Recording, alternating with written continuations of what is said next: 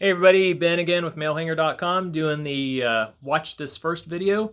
This is for you guys who have just purchased your mail hanger and you are, unwrapping it, looking at it, just some heads up kind of things that may not be completely obvious to you if you're a new user. First of all, mail hanger comes preset, so to speak. I ship them, in other words, with a space, the bottom settings here of the hanger, preset. I do that because, from my personal experience, 20 years or so of coaching guys on how to do this kind of stuff, using devices like this myself, the variations of my own design of my product, I figured out an average setting, so to speak, that works best for most guys, especially with the new design here. Most of you won't ever have to mess with these bottom wing nuts, so just don't do it. When you get your mail hanger, check out the how-to guide, go through the wrapping examples, get on the live chat, email me, whatever, if you can't get things just right. Most guys figure it out pretty easily on their own. Might still take a little experimentation with how much wrap you actually end up using. If you use a silicone sleeve to put on, protect your penis, whatever. Every once in a while, somebody with a bigger than average girth, those are usually the only guys who need to mess with these bottom wing nuts. If you do need to open these up, it's no big deal. I ship mail hanger with these wing nuts just finger tight. It's good to check them every once in a while and make sure they're still snug, but they'll usually stay snug on their own. All you have to do is spin these wing nuts out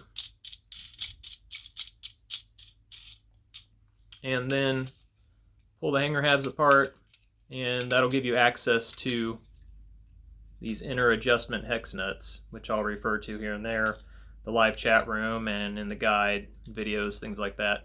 You can turn these out, move the gap or between the parts farther apart if you need to for more size. Then you just push them back together, spin these back in place, kind of eyeball your spacing in between the bottom teeth there. They should look fairly evenly spaced, doesn't have to be perfect. You don't have to worry about the parts aligning height-wise. They'll do that on their own. Another big boost, boon, pro, whatever you want to call it, of the new design. Just snug these back down, finger tight. Don't have to He-Man them down, and they line themselves back up. Piece of cake. The top wing nut here, again, is usually all you will have to manipulate to open or close mail hanger. When it's brand new, again, it'll be a little tight. That's okay. Just use a little bit of strength muscle there. Pull the halves apart, and that wing nut will pop. That washer will pop out of its little seat. You'll see some what looks like oil or grease on the washer, the screw threads, maybe even the wing nut here on the inside of it, and on the plastic where that little washer sits into. That's okay.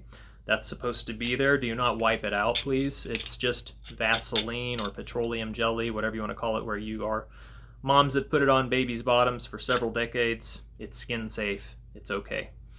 I put that there on purpose so that we can reduce the wear and tear on these screw threads on the top bolt and the wing nut itself.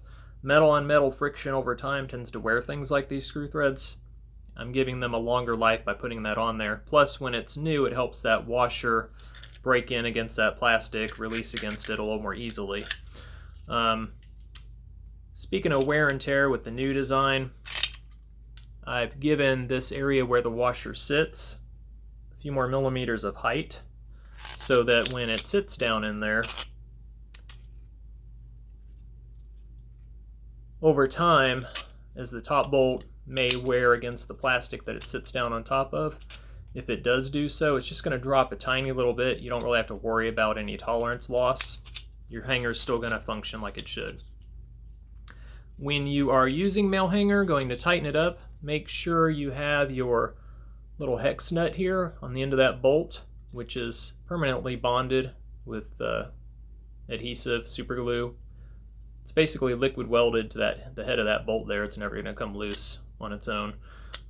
Just make sure it's in its little cutout there. It's molded cutout. You're going to see a little bit of wiggle room there. That's normal. That's supposed to be there as a design tolerance on purpose so that this bolt can move up and down. It'll never wear to the point where it'll spin freely inside of its seat. If for some off-the-wall reason 10 years down the road it has done so, just email me. Assuming I'm still around in 10 years, I haven't sold the business to somebody else. I'll take care of you, no problem. Otherwise, I mean, nail hanger is very simple. When you're not using it, just, you got it off, spin the wing nut in just until it stops. You don't have to crank it in. Set it aside. Cleaning, care, piece of cake. You can, I mean, I wouldn't use anything caustic like, you know, abrasive scrubbing stuff. No wire brushes, please. Treat it like you would a piece of hand wash only Tupperware or plasticware or something like that. Don't run it through your dishwasher. Don't shower with Malehanger on. I actually had guys ask me over the years if they can hang while in the shower. Please don't. I don't want you to slip and hurt yourself. Plus, these are just zinc plated steel parts on the bolts. They will rust if you expose them to a bunch of humidity.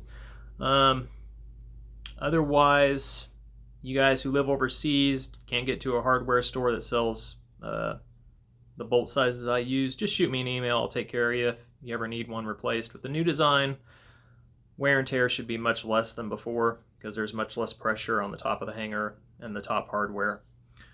Otherwise, that's pretty much it. Thanks for watching. Happy hanging. See you around.